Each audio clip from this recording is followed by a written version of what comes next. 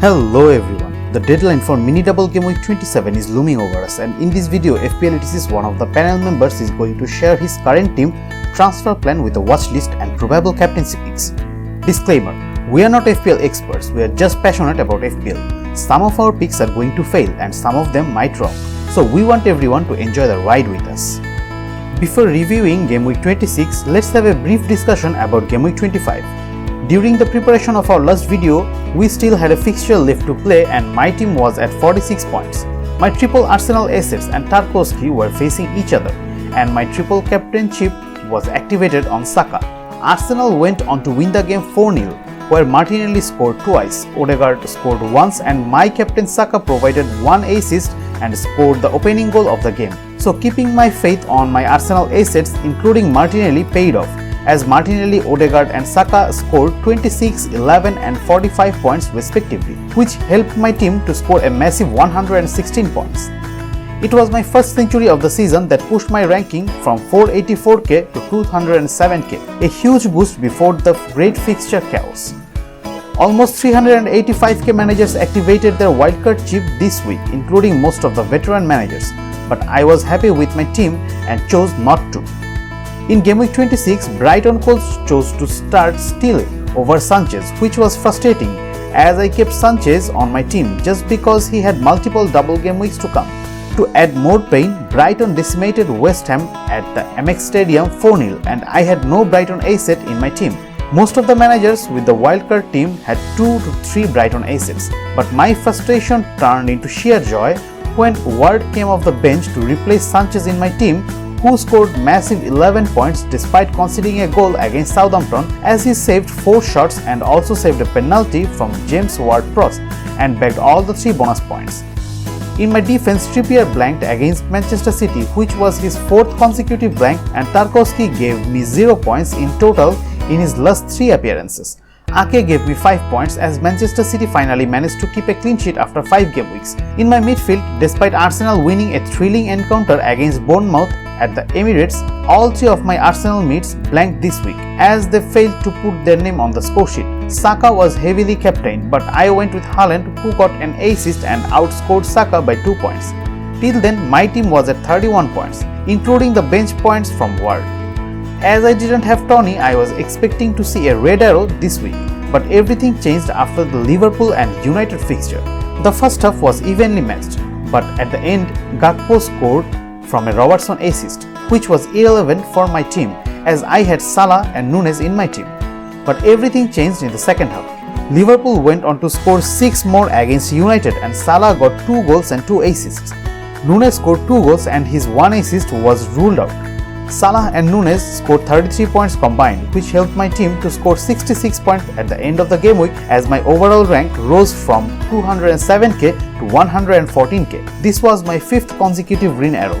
I need just one more to get myself within 100k. Let's talk about 3 players who have the potential to get into my team. I have my eyes on Brendan Johnson for the last few game weeks, but as he blanked 3 game weeks in a row, I opted to not to talk about him. But his great display against Everton and fixtures from Gameweek 28 to 30 puts him in the conversation again. He scored 5 goals and provided 1 assist in his last appearances. Against Everton, he managed to get 19 touches on the opponent's half, took 4 goal attempts from inside the box and 2 of them were on target, which accumulated a non-penalty XGI of 0.6. He is priced at only 5.7 million, and with 3.6 points per game, he can be a cheaper option in our forward line. Pinnock is a cheaper option from Brentford defense, who scored his first goal against Fulham this week, as he scored his goal from his only shot from the inside of the box from a non-penalty XGI of 0.1. Among 3 of the Brentford defenders, Ben Mee certainly pulls ahead in terms of goal threat, but Pinnock is 0.7 million cheaper than me and 0.1 million cheaper than Rico Henry. Henry pulls ahead of everyone when it comes to XGI, but Pinnock is not far behind. It is a coin toss between Pinnock and Henry, but if you have the money, you should go for Ben Mee. Though Fulham didn't have any doubles and don't have any fixture on Gameweek 28, Solomon has been putting on exciting displays. Solomon has been used as a super sub by his coach in the last 6 game weeks. He has played only 174 minutes but managed to score 4 goals in that time period with an XGI of 1.11. He can be a great option in the future if he nails his place in the Fulham starting 11. Now let's have a look at our transfer plans.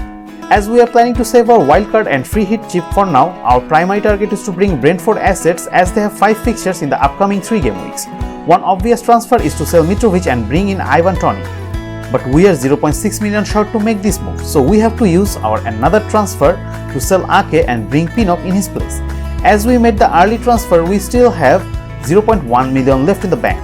Other transfer where we are eyeing for to bring in Mitoma in place of Salah with a -4 hit. Then I will have 7.2 million in the bank. But the way Salah performed against United, it feels not right to make the move because he will face Bournemouth this week, who has the second worst XGC in the Premier League this season. On the other hand, Mitoma will face Leeds away and Crystal Palace at home, which makes him more likely to outscore Salah this week. If we make this transfer, then our team will line up in a 3-4-3 formation.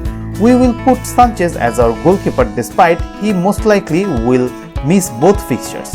Trippier, Tarkowski and Pinnock as our defender, Martinelli, Rashford, Saka and Mitoma as our midfielder, Toney, Haaland and Darwin as our forward.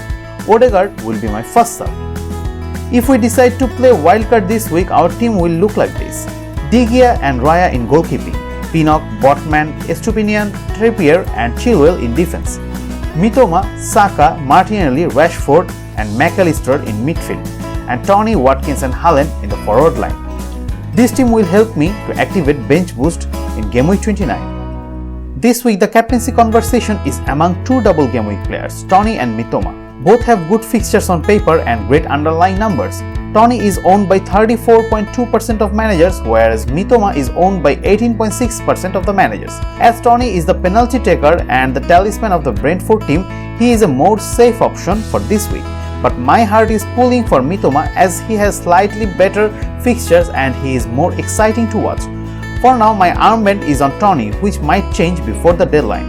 A lot of decisions are still to be made. Please check out our Facebook and Twitter pages before the deadline to see our final squad. So that was all from us for the Gameweek 27. Thanks for watching the video.